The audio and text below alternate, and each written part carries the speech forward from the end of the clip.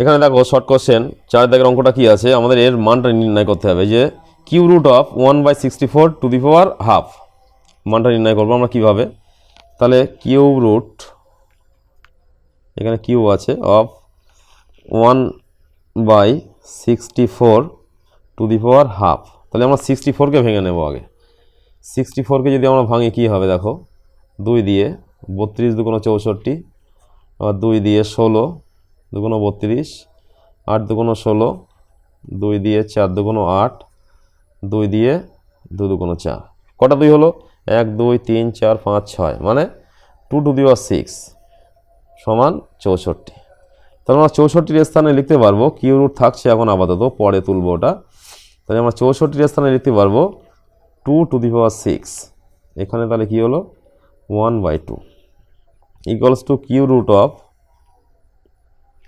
তাহলে হাফটা কী হবে, এই হাফটা এই 1-এর মাথায় পাওয়ারে যাবে, আবার এই 6-এর মাথায়ও আসবে। তাহলে 1 টু দি পাওয়ার হাফ বলতে কী হয়, 1 বোঝায়, সেটা আমরা লিখছি না।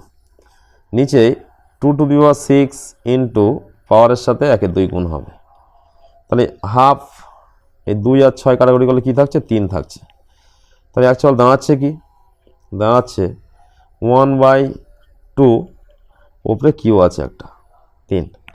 এবার আমরা জানি এই বর্গমূলের এই যে চিহ্ন এর খাঁচে বা মানে এখানে যে সংখ্যাটা থাকবে সেই সংখ্যাটা তুলব কীভাবে, মানে বর্গমূল চিহ্নটা তুলব কীভাবে, এখানে যে সংখ্যাটা থাকবে সেটা এই পাওয়ারের সাথে 1/, হয়ে গুণ হবে, 1/3, এই পাওয়ারের সাথে 1/, হয়ে গুণ হবে।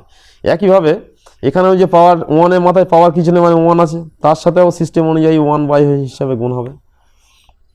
তাহলে ইকুয়ালস টু কি দাঁড়াচ্ছে, 1-এর ওপরে যাই পাওয়ার থাকবে সেটা কি হয়, 1 হয়। এখানে কি 3 আর 3 কাটাকুটি হয়ে যাচ্ছে, 2 two the power 1, 2 two the power 1 means 2। তাহলে অ্যান্সারটা কী দাঁড়ালো, 1/2।